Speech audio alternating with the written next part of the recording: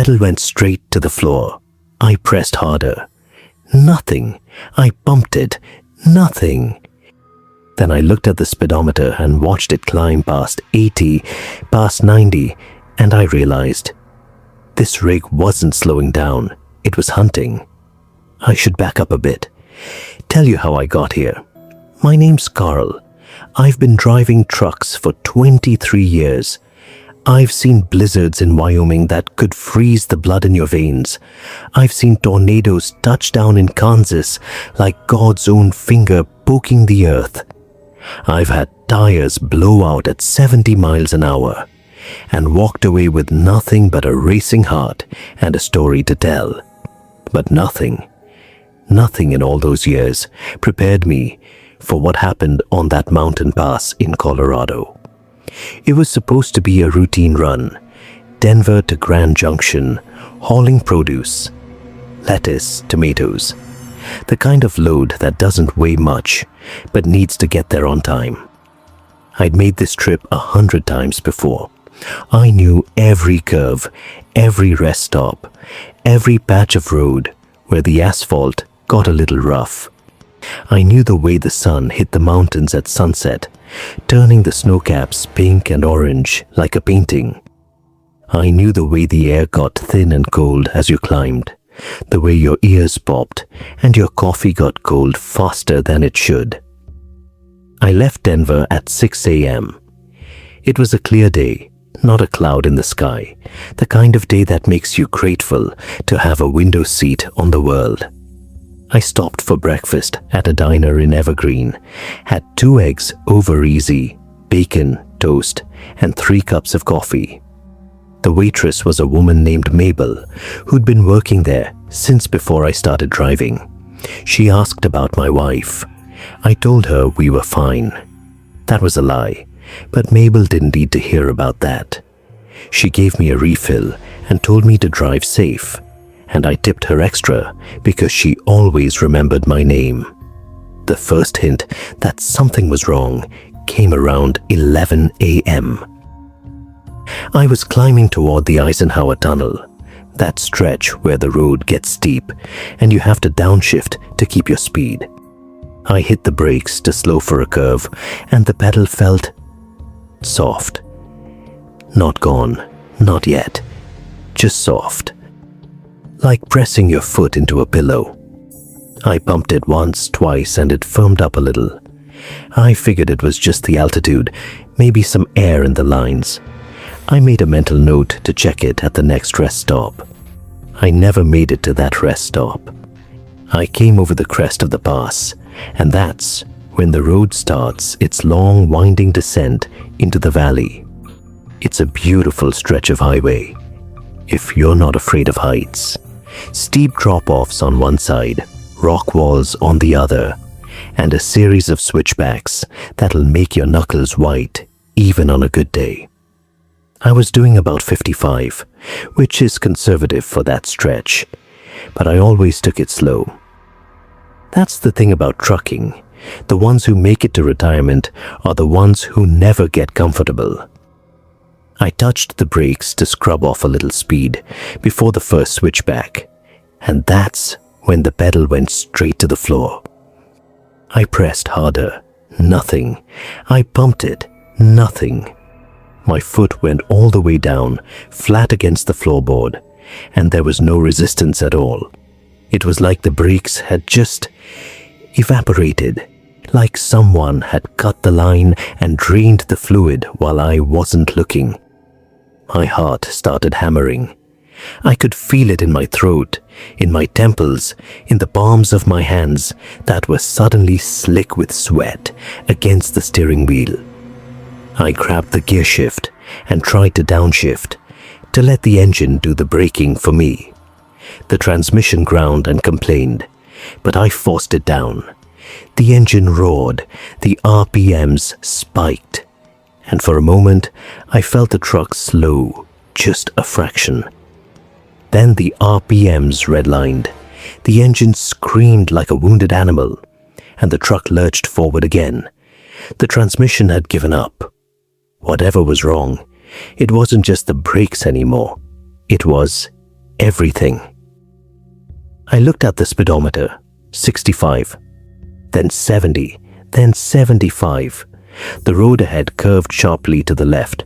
I could see the guardrail, that thin strip of metal between me and a 500-foot drop into a canyon.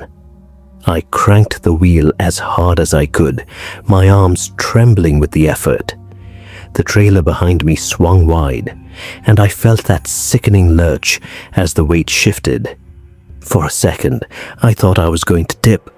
I could see it in my mind, the cab rolling, the trailer flipping, the whole mess tumbling down the mountainside like a child's toy. But I made the turn. The tires squealed, leaving black marks on the asphalt, and I straightened out just in time for the next curve. My hand went to the CB radio. I keyed the mic and called out, "Mayday, mayday. This is a truck on I-70 heading west. Brakes are gone. I'm going downhill. I need help. I need a runaway truck ramp. Anyone copy?"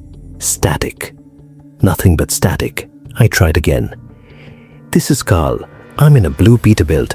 I'm losing speed control. Does anyone copy?" More static. I looked at the radio. The digital display was flickering, numbers dancing like they didn't know what to be. Then it died completely. Just went dark. My phone was on the seat next to me.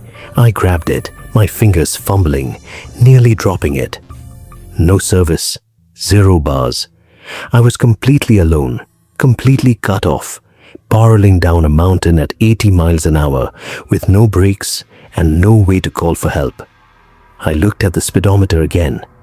85. The needle was still climbing. That's when I started to pray. I'm not a religious man. I hadn't been to church since my mother's funeral, and that was 15 years ago. But I prayed. I prayed to God, to Jesus, to whoever might be listening up there. I prayed for a miracle. I prayed for a runaway truck ramp. I prayed for anything that would stop this nightmare.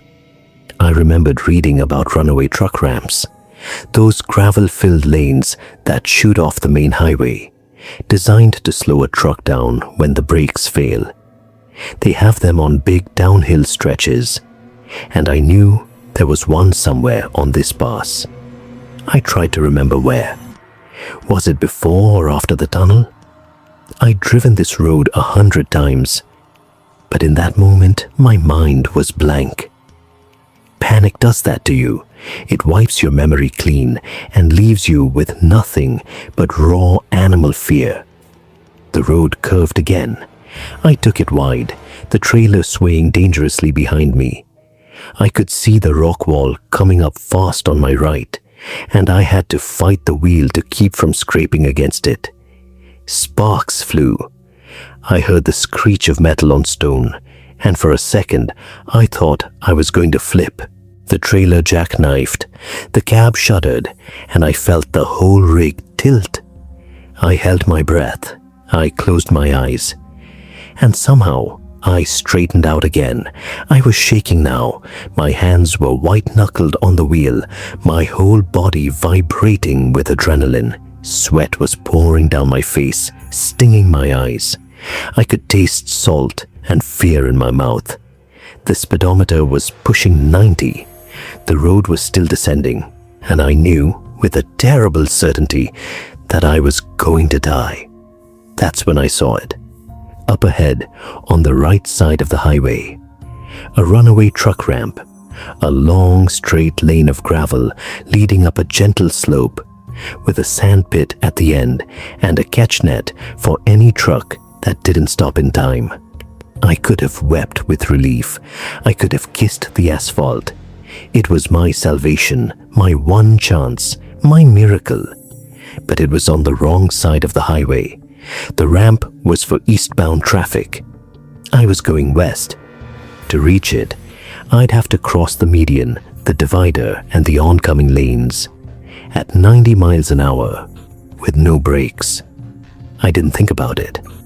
There was no time to think. I just cranked the wheel to the right, aimed for the gap in the median, and prayed. The truck hit the median hard. It was just a concrete barrier, maybe a foot tall, and the impact was brutal. The cab shook violently, the trailer bounced, and I heard the sickening crunch of metal on concrete. But the truck kept going. It cleared the median, bounced across the eastbound lanes, and I saw headlights coming straight at me. A car, a little sedan, with a family inside. I could see the driver's face, eyes wide, mouth open in a silent scream. I cranked the wheel again, swerving just in time. The car shot past me, horn blaring, and I caught a glimpse of children in the back seat. My heart lurched. I almost killed them. I almost killed a family. But there it was, the runaway truck ramp.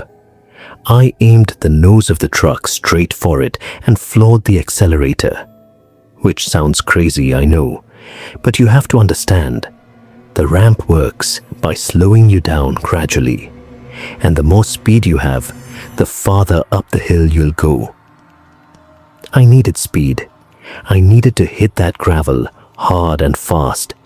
The front tires hit the gravel, and the truck lurched violently.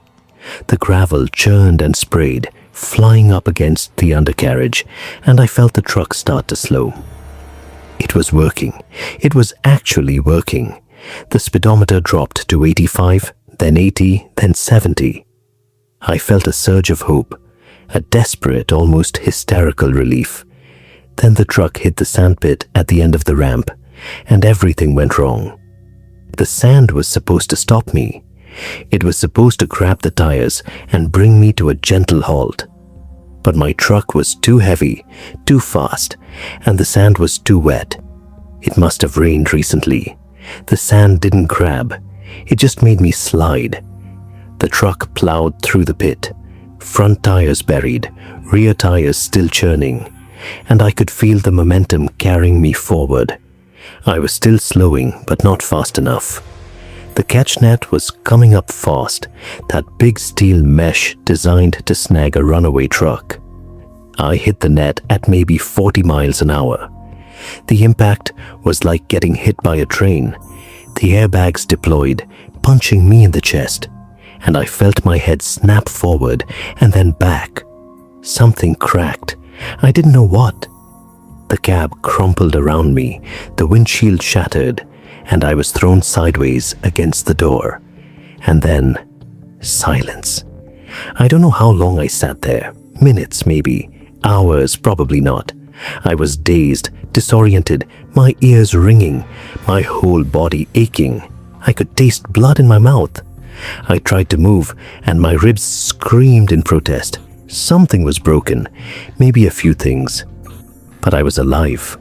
I was alive. I managed to push open the door.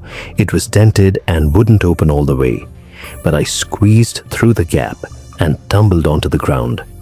The gravel was sharp and hard, and I landed on my shoulder, sending a fresh wave of pain through my body. I just lay there for a minute, staring up at the sky, watching the clouds drift by like nothing had happened, like the world was still spinning, still normal, still indifferent to the fact that I'd almost died. I don't know how long I lay there, long enough for the adrenaline to wear off, long enough for the shock to set in. I started shaking uncontrollably, my teeth chattering, my whole body trembling. I think I was crying. I'm not ashamed to admit it. I cried like a baby, right there on the gravel, thanking God, thanking the universe, thanking anyone who would listen. Eventually, a state trooper arrived. He'd gotten reports of a truck running the ramp, and he came to investigate. He found me there, lying in the gravel, covered in blood and sweat and tears. He helped me sit up. He called an ambulance. He asked me what happened. I told him everything. The brakes, the speed, the phone, the radio, the family in the sedan, the miracle of the ramp. He listened, nodding, taking notes. Then he said something that made my blood run cold. "Sir, I've been monitoring the radio. There was a signal blackout in this area for about 20 minutes. Solar flare, interference, something like that. And your phone was showing no service because we had a temporary shutdown of the cell towers in this sector. He looked at me with something like pity in his eyes. "You made it," he said. "That's what matters. You survived." I nodded. I didn't have the words to explain what I'd been through. I still don't. But I know that when I got home, when I finally saw my wife again, I held her for a long time.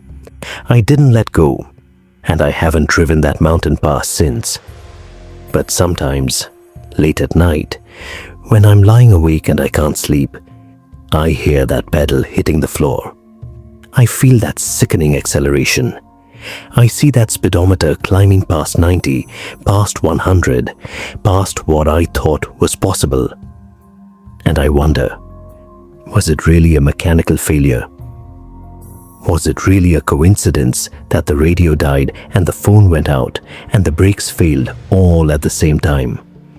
Or was something else driving that truck? Something that wanted me to go faster and faster and faster until I couldn't stop.